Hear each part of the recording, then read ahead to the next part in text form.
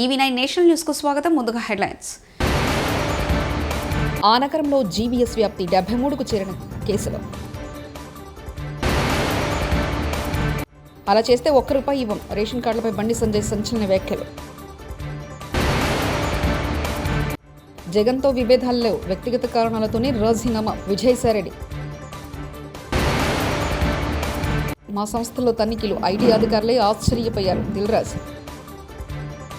పూణేలో అరుదైన neurological disaster అయిన గులియాన్ బారే సిండ్రోమ్ 6 కొత్త అనుమానిత కేసులు నమోదయ్యాయని అధికారులు తెలిపారు. ఈ ప్రాంతంలో ఇప్పుడు మొత్తం కేసుల సంఖ్య 73కు చేరుకుంది.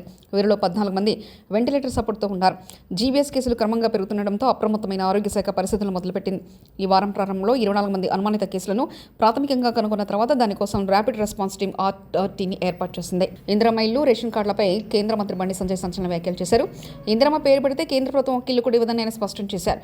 ప్రధానమంత్రి ఆవాస్ యోజన పేరు పెడితేనే నిధులు ఇస్తామన్నారు. కాంగ్రెస్ ఫోటోలు పెడితే రేషన్ కార్డులు ఇవ్వబోమన్నారు.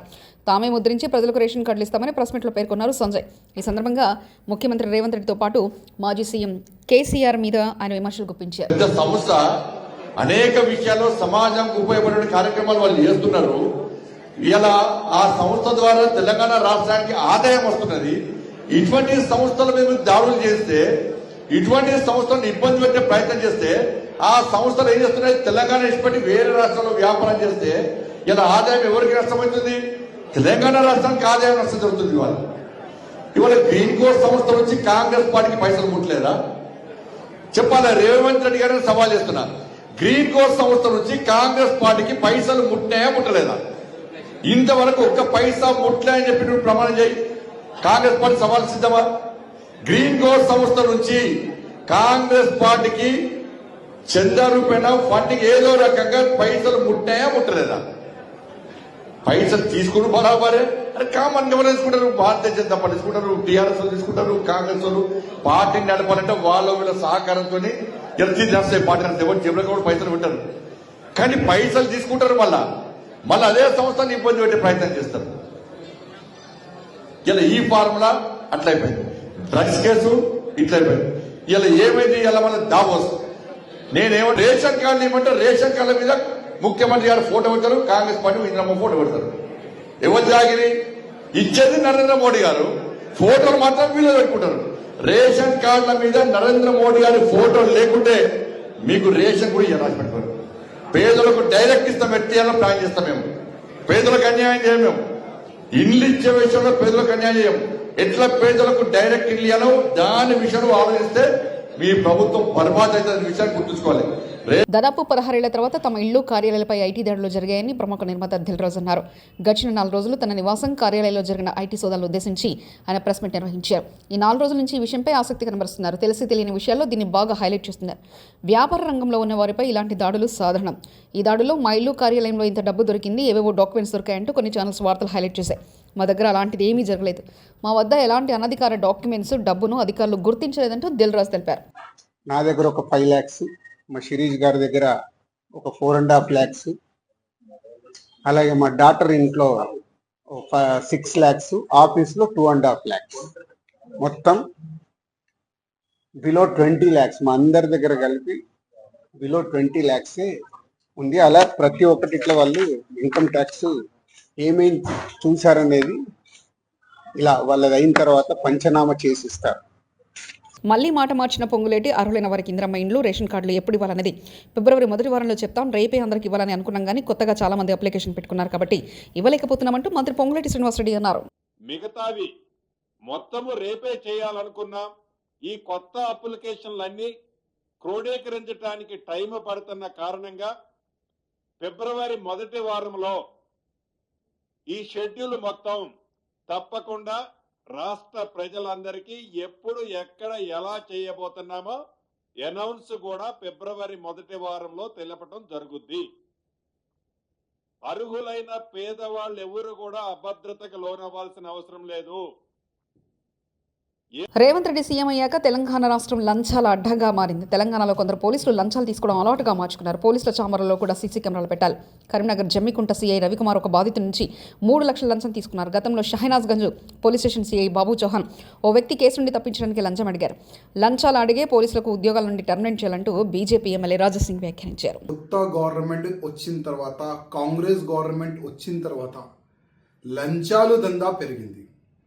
ఇప్పుడు కరీంనగర్లో జమ్మికుంట పోలీస్ స్టేషన్ లిమిట్లో ఉన్న ఇన్స్పెక్టర్ గారు, ఆయన పేరు రవికుమార్, మొత్తం ఆయన ఒక వాయిస్ క్లిప్ వైరల్ అవుతున్నాయి. నాకు కూడా మీడియా పరంగానే తెలిసింది. 3 లక్షల రూపాయలు ఒక బాధితుడు ఆయన బాత్రూంలో పెట్టిండంట. సీసీటీవీస్ చెక్ చేయండి, ఆయన ఒక కేసులో నాకు డబ్బులు అడిగిండు, నేను బాత్రూంలో డబ్బులు పెట్టిన 3 లక్షలు, అది సీసీటీవీ చెక్ చేయండి అని కూడా ఆ బాధితుడు ఆయన చెప్తుండు. అది కాకుండా నా గోషామేల్ నియోజకవర్గంలో షహనాజ్గంజ్ పోలీస్ స్టేషన్ లిమిట్లో సిఐఏ బాబు చౌహాన్ దాదాపు ఒక కేసు నుంచి నేను నీ పేరు తీసేస్తా, నువ్వు 1,50,000 రూపాయలు ఇవ్వాలి అని లంచం అడిగిండు.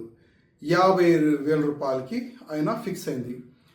ఏసీపీ అధికారులు ఈ షహనాజ్గంజ్ పోలీస్ స్టేషన్ లిమిట్లో ఉన్న ఆ ఇన్స్పెక్టర్ని, ఆ బాబు చౌహాన్ని అరెస్ట్ చేసినారు. ఇట్లా కాకుండా చాలా వరకు ఈ సంవత్సరంలో చాలా వరకు పోలీసులు లంచం తీసుకుంటా అరెస్ట్ అవుతున్నారు. నేను కమిషనర్ గారికి, అంటే సివి ఆనంద్ గారు చాలా సిన్సియర్ ఆఫీసర్, చాలా మంచి వ్యక్తి, వాళ్ళు ఎంత స్టిక్ చేసిన తర్వాత కూడా అసలు ఈ లంచం మాఫియా ఎట్లా నడుస్తుంది దానిపైన కొద్దిగా సివి ఆనంద్ గారు దృష్టి పెట్టాలని నేను సివి ఆనంద్ గారికి రిక్వెస్ట్ చేస్తున్నా. అదేవిధంగా అసలు పోలీస్ అధికారులు వాళ్ళ చెంబర్లో కానీ వాళ్ళు ఎక్కడెక్కడ వాళ్ళ మూమెంట్ ఉంటుంది అక్కడ కూడా సీసీటీవీస్ కెమెరాస్ పెట్టాలని నేను మా కమిషనర్ గారికి, డీజీపీ గారికి కోరుతున్నాను. ఎందుకంటే ఒక వ్యక్తి పైన ఇల్లీగల్గా కేసు పెట్టిన తర్వాత ఆ పేరు నేను తీసేస్తా, డబ్బులు అనేవాళ్ళు ఈ విధంగా ఇవాళ ఏసీపీ చేతికి వాళ్ళు అరెస్ట్ అవుతున్నారు. ఇంకా ఎంతమంది ఉండొచ్చు. ఒక వ్యక్తి క్రైమ్లో లేదంటేనే ఆయన 50,000 రూపాయలు నేను ఎందుకు ఇవ్వాలని ఏసీపీకి ఫిర్యాదు చేస్తే ఒక ఇన్స్పెక్టర్ అరెస్ట్ అయిండు. ఒకవేళ ఏదైనా ఒక వ్యక్తి క్రైమ్ చేసిండు, వాళ్ళ దగ్గర ఇట్లాంటి ఆఫీసర్లు ఎంత డబ్బులు వసూలు చేయొచ్చు. అందుకోసం మా కమిషనర్ గారికి, డీజీపీ గారికి, రేవంత్ రెడ్డి గారికి రిక్వెస్ట్ చేస్తున్నా, ప్రతి ఒక్క పోలీస్ అధికారులు ఎక్కడెక్కడ మూమెంట్ ఉంటుంది పోలీస్ స్టేషన్లో అక్కడ సీసీటీవీస్ పెట్టాలని నేను డీజీపీ గారికి, కమిషనర్ గారికి, రేవంత్ రెడ్డి గారికి రిక్వెస్ట్ చేస్తున్నా. అదేవిధంగా ఇట్లాంటి ఆఫీసర్లు అరెస్ట్ అవుతారు కదా లంచం తీసుకుంటా, అట్లాంటి ఆఫీసర్కి జస్ట్ సస్పెన్షన్ చేయకుండా టోటల్గా పోలీసు జాబ్ నుంచి పీకేసేయాలని నేను ముఖ్యమంత్రి గారికి రిక్వెస్ట్ చేస్తున్నా. ఒక స్పెషల్గా ఒక జియో తీసుకొని రావాలని నేను ముఖ్యమంత్రి గారికి. మండలానికి ఒక గ్రామానికి మాత్రమే కాంగ్రెస్ ప్రభుత్వ పథకాలు, మండలానికి ఒక గ్రామానికి మాత్రమే రైతు భరోసా, రేషన్ కార్డులు, ఇందిరమ్మ ఇల్లు, ఇందిరమ్మ ఆత్మీయ భరోసా పథకాలు పూర్తి స్థాయిలో అందిస్తామంటూ డిప్యూటీ సీఎం పట్టి విక్రమార్క తెలిపారు. తీసుకొని ఆ గ్రామంలో పూర్తిగా శాచురేషన్ పద్ధతిలో ఈ 4 పథకాలని రేపు పూర్తి చేయబోతా ఉన్నాం. ఒక వ్యక్తిగత కారణాలతో వైకాపా రాజ్యసభ సభ్యత్వానికి రాజీనామా చేశానని విజయసాయిరెడ్డి తెలిపారు.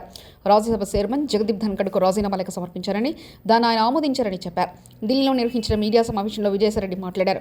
జగన్తో తనకేమీ విభేదాలు లేవన్నారు. తనకంటే శక్తి సామర్థ్యాలు ఉన్న వ్యక్తులు రాజ్యసభకు వస్తే రాష్ట్రానికి ఉపయోగపడతారనే కారణంతో రాజీనామా నిర్ణయం తీసుకున్నట్లు తెలిపారు.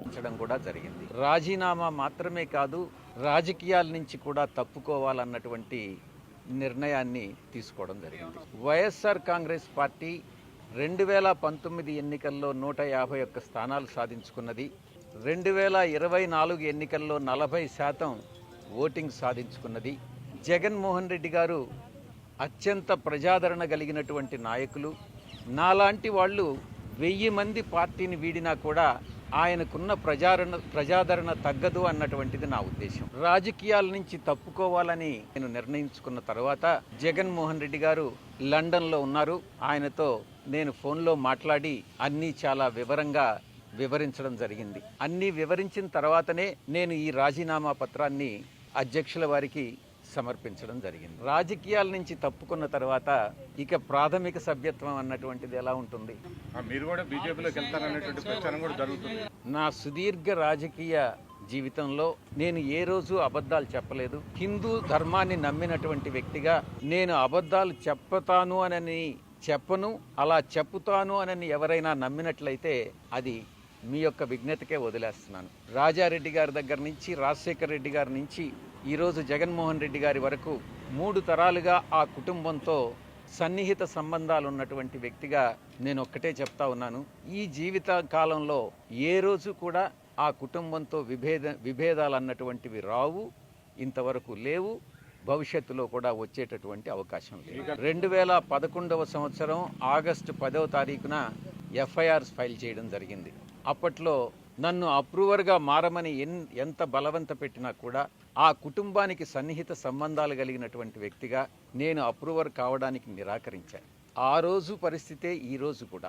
ఎటువంటి పరిస్థితుల్లో దైవాన్ని నమ్మేటటువంటి వ్యక్తి ఎప్పుడు కూడా అబద్ధాలు చెప్పడు, ఒక వ్యక్తికి మోసం చేయడు, నమ్మక ద్రోహం అన్నటువంటిది ఉండదు, వెన్నుపోటు రాజకీయాలు, వెన్నుపోటు వ్యాపార లావాదేవీలు ఉండవు అని నేను చాలా స్పష్టంగా చెప్తాను. కాకినాడ సీపోర్ట్స్ లిమిటెడ్ కేసు ఇంతవరకు నా మీద లుకౌట్ నోటీస్ ఇచ్చారు, నన్ను అక్యూజ్డ్ నెంబర్ 2గా చేశారు. ఇంతవరకు నన్ను సిఐడి పిలవలేదు. ఈడీ వాళ్ళు పిలిచినప్పుడు నేను ఒక్కటే చెప్పాను, కేవీ రావు అనేటటువంటి వ్యక్తి ఏదైనా ఒక సోషల్ ఫంక్షన్లో కలిస్తే నమస్తే నమస్తే అని చెప్పడమే కానీ ఆయనతో నాకు ఎటువంటి సన్నిహిత సంబంధాలు కానీ వ్యాపార లావాదేవీలు కానీ లేవు, నా మీద చేసినటువంటి ఆరోపణలన్నీ తప్పు అన్నటువంటిది చాలా స్పష్టంగా చెప్పడం జరిగింది. కేవీ రావు గారు చెప్పేది నిజంగానైతే ఆయన పిల్లల మీద ప్రమాణం చేసి చెప్పండి, నేను చెప్పేది నేను నిజంగా విక్రాంత్ రెడ్డిని ఆయన దగ్గరికి పంపించాను అని అన్నటువంటి విషయం నేను నా పిల్లల మీద ప్రమాణం చేసి నేను చెప్తాను. నాకు కాకినాడ సీపోర్ట్ విషయంగా ఆ ట్రాన్సాక్షన్ గురించి ఏ రోజు నాకు ఎవ్వరూ చెప్పలేదు, నాకు తెలియదు. కేసు పెట్టిన తర్వాత పూర్తిగా వివరాలన్నీ సేకరించిన తర్వాత అప్పుడే నాకు కాకినాడ సీపోర్ట్ అరబిందో వాళ్ళు అక్వైర్ చేశారు, 42% ఏదో అక్వైర్ చేశారు అన్నటువంటి విషయం తెలిసింది.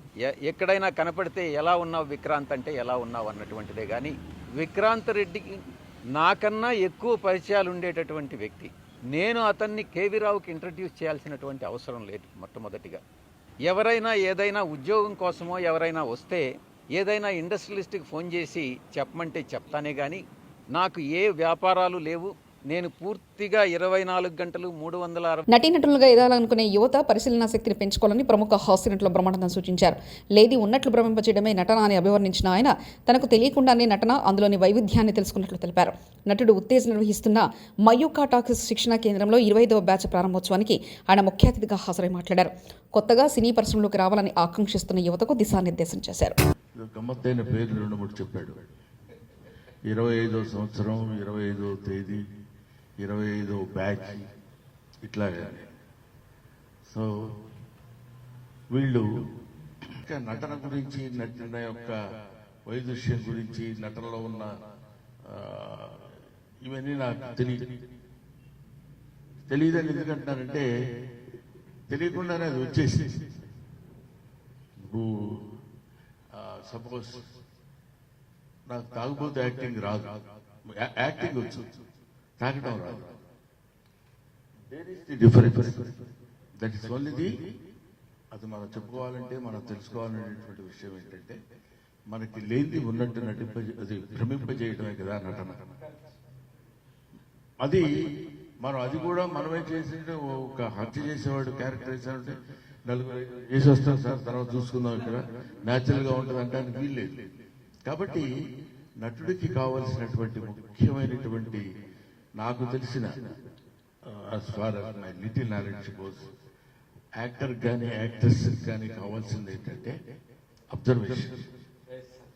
అబ్జర్వేషన్ ఉంటే మనకి ఇప్పుడు వీళ్ళు ఇలా బిహేవ్ చేస్తారు, ఇలా బిహేవ్ చేస్తారు, ఇలా బిహేవ్ చేస్తారు అనేది ఒక అవగాహన మనలో. ఆ నగరంలో జీవీఎస్ వ్యాప్తి 73కు చేరిన కేసులు. అలా చేస్తే ₹1 ఇవ్వం. రేషన్ కార్డులపై బండి సంజయ్ సంచలన వ్యాఖ్యలు. జగన్తో విభేదాలు లేవు, వ్యక్తిగత కారణాలతోనే రాజీనామా. విజయసాయిరెడ్డి. మా సంస్థలో తనిఖీలు ఐటీ అధికారులే ఆశ్చర్యపోయారు. దిల్రాజ్. ఇవి బులెటిన్ విశేషాలు. చూస్తూనే ఉండండి EV9 నేషనల్ న్యూస్.